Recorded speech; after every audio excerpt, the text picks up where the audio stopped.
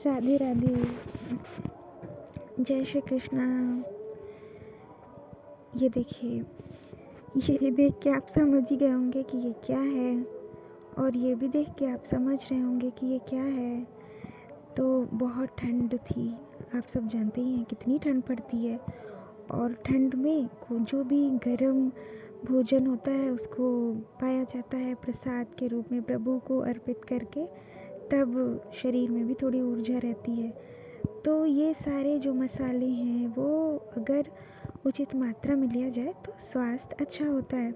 तो सोया धनिया जो होता है, तो सभी चटनी का भोजन करते हैं, और ये ठंड में मिलती भी है, तो बहुत बना के देती थी उसमें अच्छे अच्छे से मिर्ची डाल के। तो कब किसी किसी दिन तीखी हो जाती थी, तो उनकी तरफ देखो, कान्हा जी की तरफ, कि आज अधिक हो गया है तो ठीक है लड्डुआ खा लो, तो लड्डू खा लेते थे। राम जी हमारे हैं, मेरे प्यारे हो लाडो रानी प्रिया जो, दर्शन करते जाइए आप, और सुनते भी जाइए प्यारी सी लीला जो साक्षात आप दर्शन पा रहे हैं। तो ऐसा हुआ कि बहुत ज़्यादा तीखा प्रभु को नहीं देना है, ये भी बात सही है कि बहुत ज़्यादा तीखा नहीं देना है, तो ठीक है अधिक तीखा और खट्टा मीठा सब तरह का भोजन, क्योंकि प्रभु तो सब तरह का भोजन करते हैं। शुद्ध हो, आप पवित्रता से बना रहे हैं उसको, तो आप उसको पवा सकते हैं, दे सकते हैं। प्रभु बड़े प्रेम से भोजन ग्रहण करते हैं। जब आप पूरे मन से बनाएंगे उनके लिए, तो वो खाते हैं प्रभु। तो फिर एक दिन ऐसा हुआ कि सब तो ऐसा ही कहते होंगे कि ये करुआ बिहारी जी को कि तीखा ना दो, तीखा ना दो, तो मैया तो देती है ना, तो कह रहे हाँ मैया देती है, लेकिन अगर किसी दिन ऐसा हुआ कि सखी नहीं दी तो तब क्या होगा? तो क्या होगा, मिक्सी से सारा बाहर आ जाएगा और पूरी दुनिया को पता चल जाएगा कि क्या हुआ। तो बिल्कुल ऐसा ही हुआ 2 दिन पहले, और ये किसी दिन बात की होगी, वो याद नहीं कि 2 दिन 4 दिन पहले कि कितने दिन पहले, लेकिन ऐसा ही हुआ। जैसे ही सखी ने बोला कि आज करुआ को चटनी नहीं देंगे, क्योंकि सब ऐसा बोलते हैं, वैसे ही सारी चटनी मिक्सी के बाहर आ गई, और मिक्सी में जितनी चटनी थी वो उसमें तो जो थी वो आप देख ही रहे हैं, पूरी दीवार पे, मैया के मुंह पे, उनके सूट पे, सब पे, पूरे वस्त्रों पे लग गया। और पता चल गया कि क्यों बोला, इतने बोलने से ही कि नहीं मुझे खाना है, मुझे पाना है। तो ऐसे ही हमने भी कहा कि अगर ऐसा हुआ तो, क्योंकि मीठा भी होता है तो मीठा भी पवा दो, ठीक है। अगर लगता है कि बहुत तीखा लगा, मुझे लगता है, तो मैं तुरंत समझ जाती हूँ, उनको भी लगा तो झट से कुछ मीठा उनको पवा देती हूँ। तो इससे पता चल गया। तो फिर ये हुआ कि अगर कोई कहे कि पूछे तो उन्होंने खुद कहा है, ऐसा स्वयं कहा है गीता जी में, भोजन का उल्लेख किया है तो चटनी को भी भोजन बताया है, कि जो चाटने वाली होती है रसना, वो जो पाया जाता है वो सब आहार में बताया है, स्वयं प्रभु ही बताए हैं चटनी खाने को, तो स्वयं क्यों नहीं खाएंगे चटनी। तो वो इसलिए चटनी वो प्रेम से खाते हैं, आप दीजिए।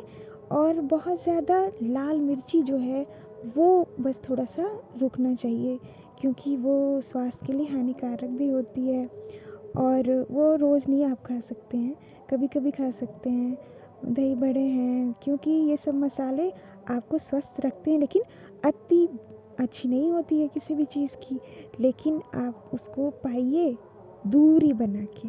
अब ये ऐसा नहीं है कि रोज़ आप पा रहे हैं, क्योंकि स्वाद धनिया की चटनी है, कोई भी ऐसी चटनी तो ये रोज़ नहीं मिलेगी, फिर अब गर्मी आएगी तो पुदीने की मिलेगी, तो वो ठंडी होगी। तो ऐसे ही आप मौसम का ध्यान रख के भोजन दीजिए, क्योंकि अब जो भी हमारे प्रभु पाएंगे वही हम पा सकते हैं, और कुछ भी नहीं पा सकते, क्योंकि जो प्रभु के सामने है, जो वो ग्रहण कर रहे हैं वही शुद्ध है, और कुछ भी संसार में शुद्ध नहीं है, पवित्रता नहीं है।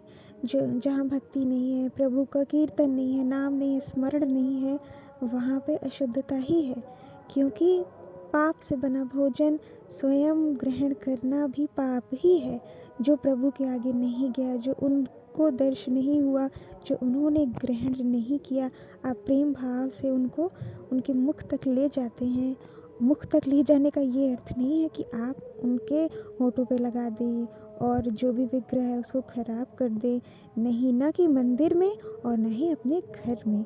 आप निकट तक ले जाइए और अपने मनोभाव से वो पा रहे हैं ऐसी भावना करिए, क्योंकि आपकी भावना से ही प्रभु सामने प्रकट होंगे, क्योंकि वो भीतर तो हैं ही, परंतु जब तक आप गतिविधि नहीं करेंगे तब तक वो भी नहीं कुछ करेंगे, आराम से वो भी बैठे रहेंगे।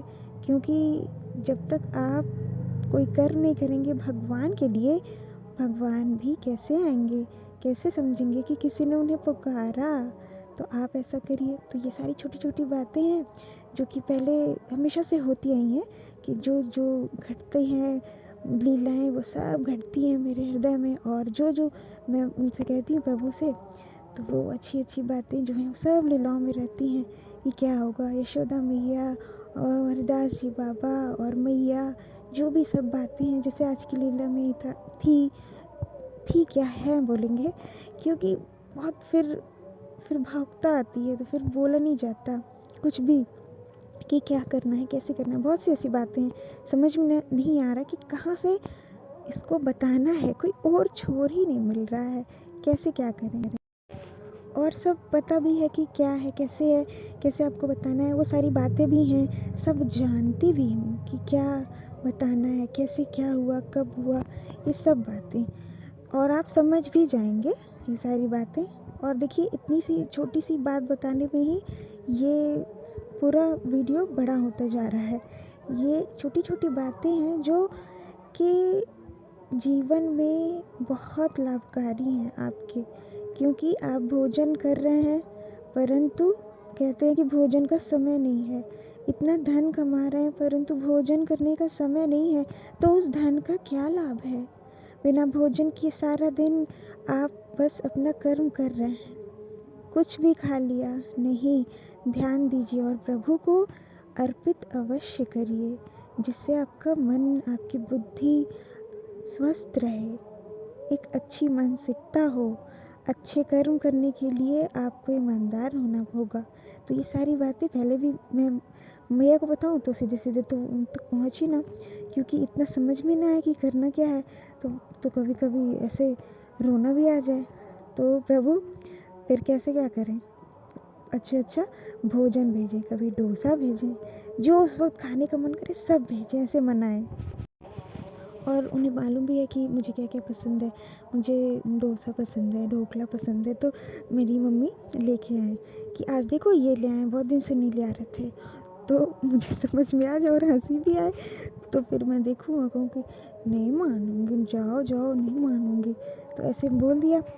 उसके बाद खा तो लिया और उनको भी खिला दिया, अपने भी खा लिया। उसके बाद क्या हुआ कि नहीं मान रही हूँ। उसके बाद लेटी हूँ और जप रही हूँ।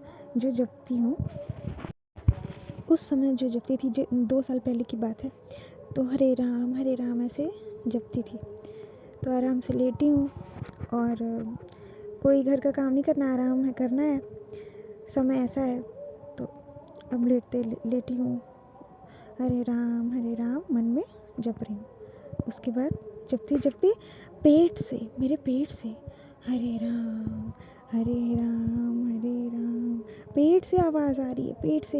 अब दोनों हाथों से अपने पेट को पकड़ लिया बहुत तेज़, और फिर कहीं कान्हा जी क्या कर रहे हैं, अरे ऐसा मत करो, हाँ ठीक है, जो हम मान गए, ठीक है, जो जैसा कहो वो सब ठीक है। ये क्या किया अचानक से, ये राम हरे राम पेट से कैसे आ रहा है, पेट से क्यों, कैसे बोल रहा है, मतलब पेट में सुनाई दे रहा है, पेट से आवाज़ आ रही है, सुनाई दे रहा है। क्योंकि पेट में, आपके पेट में का अर्थ है कि आपका अंतःकरण, आपके नाभि में ही नारायण का वास है, भगवान का वास है, प्रभु का वास है। और जब ये शुद्ध रहता है तो भगवान ही इसमें से ही प्रकट होते हैं, जिससे आपके भीतर ये सब जो लीलाएं हो रही हैं वो सब भीतर ही घटती हैं, और फिर वो लीला के रूप में बाहर आती हैं, सबको पता चलती हैं। तो जो भी संत जन हैं, योगी जन हैं, वो योग प्रभु का सभी ऐसी लीलाएं देखते हैं, बाल लीलाएं जो हैं वो सभी दर्शन पाते हैं, और इस दर्शन से वो सदैव आनंद में रहते हैं।